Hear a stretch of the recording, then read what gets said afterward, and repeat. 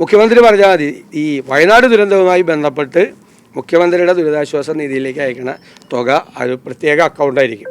അതിലൊരു കണക്കുണ്ടാവും. അതിൽ എത്ര രൂപ ഏതെല്ലാം ഐറ്റത്തിന് ചിലവാക്കി, എത്ര രൂപ കിട്ടിയെന്ന് പറയും എന്ന് പറഞ്ഞൊരു ക്ലാരിറ്റി ഇത് പറഞ്ഞാൽ മതി. ഞങ്ങളാരും പറഞ്ഞിട്ടില്ല. ഞങ്ങളുടെ എന്തോരം പേരാണ് C Ramesh Chennithala, C V M Sudheeran അടക്കമുള്ള എത്ര ആളുകളാണ് ഇന്നലെ തന്നെ ദുരിതാശ്വാസ നിധിയിലേക്ക് സംഭാവന ചെയ്തത്. ഞങ്ങളാരും പറഞ്ഞിട്ടില്ല ചെയ്യരുത്. പക്ഷേ ആളുകളിത് പറയാനുള്ള, അവരെ അറസ്റ്റ് ചെയ്യല്ല വേണ്ടത്, അവരത് പറയാനൊരു കാരണമുണ്ട് പഴയത്. അപ്പോൾ അത് ഒന്ന് ക്ലിയർ ചെയ്താൽ മതി. ഗവൺമെൻറ് ഒന്ന് ക്ലാരിറ്റി വരുത്തിയാൽ മതി. പേടിക്കണ്ട, ഇതൊരു സെപ്പറേറ്റ് അക്കൗണ്ടാണ് എന്ന് പറഞ്ഞാൽ കുറച്ചുകൂടി ഒരു ഇത് വരും. അപ്പോൾ അതിൽ കുറേ കൂടെ പൈസയും കിട്ടും.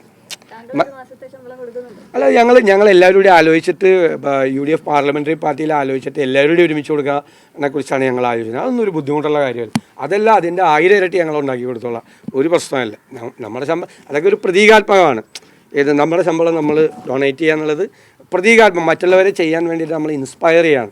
അത് ചെയ്തോളാം. ഇപ്പോൾ നമ്മളിപ്പോൾ ഈ 100 വീടുകളുടെ കാര്യത്തിനൊക്കെ ഒരു കോർഡിനേഷനും മറ്റു കാര്യങ്ങളൊക്കെ ചെയ്തു പറഞ്ഞ കാര്യങ്ങൾ എന്ത് വേണമെങ്കിലും സഹായിക്കാമെന്ന് പറഞ്ഞു. അപ്പോൾ അവിടുത്തെ MLA ആണ് T സിദ്ദിഖി. അദ്ദേഹത്തിനോട് ഞങ്ങൾ പറഞ്ഞിരിക്കുന്നത് ഭക്ഷണം, വസ്ത്രം, എന്താവശ്യം, മരുന്ന്, എന്ത് വേണമെങ്കിലും എത്തിച്ചു തരാമെന്ന് പറയുന്നത്. എന്ത് വേണമെങ്കിലും, എത്ര ക്വാണ്ടിറ്റി വേണമെങ്കിലും എത്തിച്ചു തരാം എന്ന് പറയുന്നത്. അതിനൊന്നും ഒരു ബുദ്ധിമുട്ടുമില്ല. ആൾ തയ്യാറായി നിൽക്കുകയാണ്.